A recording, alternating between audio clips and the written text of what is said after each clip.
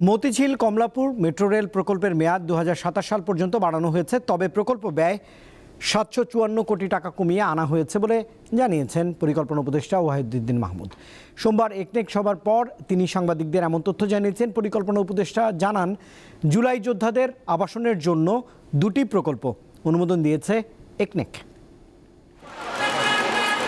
দীর্ঘায়িত হচ্ছে মেট্রো রেলের কমলাপুর যাত্রা। 3 বছর সময় বাড়ছে MRT mass rapid transit line 6 প্রকল্পের মেয়াদ, তবে ব্যয় কমছে প্রায় 750 কোটি টাকা। চুক্তি অনুযায়ী মেট্রো রেলের এই প্রকল্পের মেয়াদ থাকছে 2028 সাল পর্যন্ত। প্রকল্পটির তৃতীয় সংশোধনীর পর এই প্রকল্পের মোট ব্যয় দাঁড়াচ্ছে প্রায় 32,718 কোটি টাকা।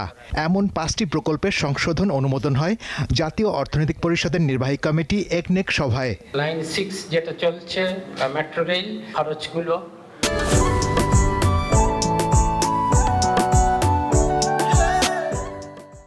মূল্যায়ন করে দেখেছি, নেগোশিয়েট করেছি ঠিকাদারদের সাথে, বিদেশি ঠিকাদারদের সাথে, এবং 700 কোটি টাকা কমিয়ে আনা সম্ভব হয়েছে। একনেক সভায় 2টি আবাসন প্রকল্প অনুমোদন দেয়া হয়।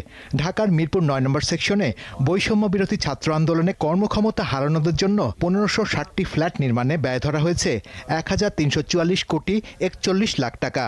আর 24-এর শহীদ পরিবারের জন্য ফ্ল্যাট নির্মাণে বরাদ্দ রাখা হয়েছে 761 কোটি 16 লাখ টাকা। স্থায়ী বাসস্থান প্রদানের নিমিত্ত 1560টি আবাসিক ফ্ল্যাট নির্মাণ। পরেরটা হলো বৈষম্য বিরোধী ছাত্র আন্দোলন 24-এ শহীদ পরিবারের স্থায়ী বাসস্থান প্রদানের নিমিত্ত 36 জুলাই নামের আবাসিক ফ্ল্যাট নির্মাণ।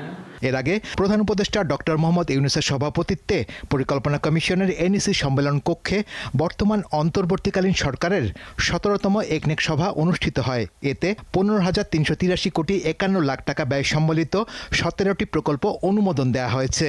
এর মধ্যে সরকারের নিজস্ব অর্থায়ন 9,451 কোটি 84 লাখ টাকা, প্রকল্প ঋণ 5,609 কোটি 70 লাখ টাকা এবং সংস্থার নিজস্ব অর্থায়ন 379 কোটি 31 লাখ টাকা।